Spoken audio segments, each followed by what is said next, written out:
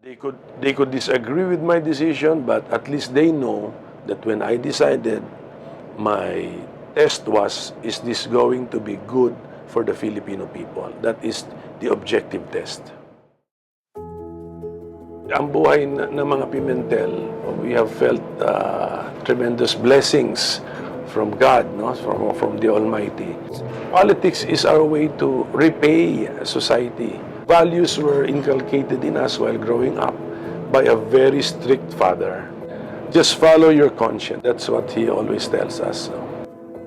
This is the time when I want to follow the footsteps of my father when I leave a legacy to the nation. Especially in justice, I want to be known as the, Mr. Justice, because I want to continue my obsession with improving our justice system. I assure all of our colleagues that fairness will be the guiding principle in our implementation of the program of government for change. When I campaign and I tell the people, we always complain about corruption. But the solutions to corruption, ang sagot sa corruption, nasa kamay natin eh. When we vote, let us vote for candidates who do not have or involvement in corruption or are not tainted with corruption. So for example, there are 62 candidates for senator. Do not tell me na walang 12 dyan, na walang bahid ng korupsyon. So, nasa sa kamay po ninyo. So, mamili po tayo. Sabi ko nga, use your kokote. From the very start, President Duterte, then Mayor Duterte, has always been with us in PDP Laban. He has a picture with my father taking his oath as a member of the party way back in the 1980s. And then my father, when he ran, he got support from Mayor Duterte. We always win, and me too, when I ran, we always win in the Davao region because we approach Mayor Duterte and he helps us. And then in his federalism tour, speaking tour, we assisted him as a party, the PDP Laban.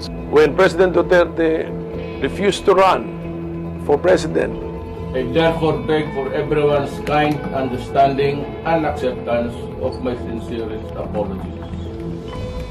After all, there was no ambition for me to aspire to the presidency. It was Senator Koko Pimentel who thought of the idea of fielding a presidential candidate from PDP Laban so that Mayor Duterte, could possibly substitute if he wants to. So sino pong gumamit ng kanyang kokote to make all of this possible? As they say, the rest is history. Walang iba po kundi si Senator Koko Pimentel using his kokote to make things possible. But there was really, the truth is there was no agreement from the start when we fielded our presidential candidate that he would be substituted by Mayor Duterte. Alam niyo si President Duterte, marunong tumanaw ng utang na loob. Kaya sinasabi lang naman niya, because of utang na loob, I will give you a chance. But do not abuse the chance that I will give you. So if you're involved in shenanigans, in corruption, baliwala na yung utang na loob, borado na po yun. So that's it. Number one is he knows that I have been with him from the very start, that I delivered the campaign promises of President Duterte. As his point man in the Senate, I came up with a strategy kung paano na ang pangako ni President Duterte ay hindi mapako. For example, during the campaign of 2016, our candidate, then Mayor Duterte, said that education must be free. During his term, in less than 2 years, we had the Free Education Act. He also said irrigation must be free. Okay. We also have a free irrigation act. He also said that red tape must be addressed. We have the Anti-Red Tape Act of 2017.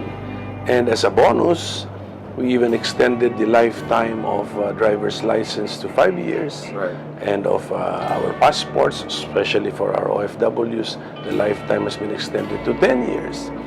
And then he also said during the campaign, we have to now reform our income tax system because people were now paying the highest tax rate because they were all bundled at the highest tax bracket. We also delivered on that. The effort was started during my time as Senate President, but it got signed. The Universal Healthcare Law was also delivered during this administration, and including the Bangsamoro Basic Law. The number two, he knows that I am also qualified for the position I'm running for. I'm a lawyer, and President Duterte remembers I topped the bar exam in 1990, UP College of Law. And then number three is I also have my own track record because I'm a sitting senator. And I'm also proud to say that in my short stint as a senator, I have also been called a father of something. The NBI director has called me the father of the modern NBI. So that makes me very proud. Koko Pimentel. Bar top notcher. Mr. Public Service at may prinsipyo na tao. Yan lang, saludo na ako. There's a saying, and this saying is the consolidation of the wisdom of various civilizations, that behind the success of a man is a woman. I agree. She's everything. She's my rock. She's my anchor. She's my inspiration. And she's my lighthouse. She's my radar. Everything. Compass. You have to add compass also. Well, if my kids would have their own kids and then they tell them about their lolo, I hope my children will tell my grandchildren that, oh, your lolo helped improve our justice system in our country. He fought for justice, and he was a very consistent person because he was very objective. In this term, the next term, if ever I get to be blessed and given a next term in the Senate, I'm already in a legacy mode. I want to leave laws which impact beneficially on society, for which I will be remembered. I want them to remember me as, when he was a legislator, he was very objective. He had no personal interest agenda, but only the agenda of the people. If we follow the mantra, the poorest first, the poor second, then we will never go wrong. That said, the fact is that even if the people cannot realistically expect us to solve all the problems besetting our society today, the thing is, the people that put us in power wish us to do our best. We therefore have no choice but to do just that, our best.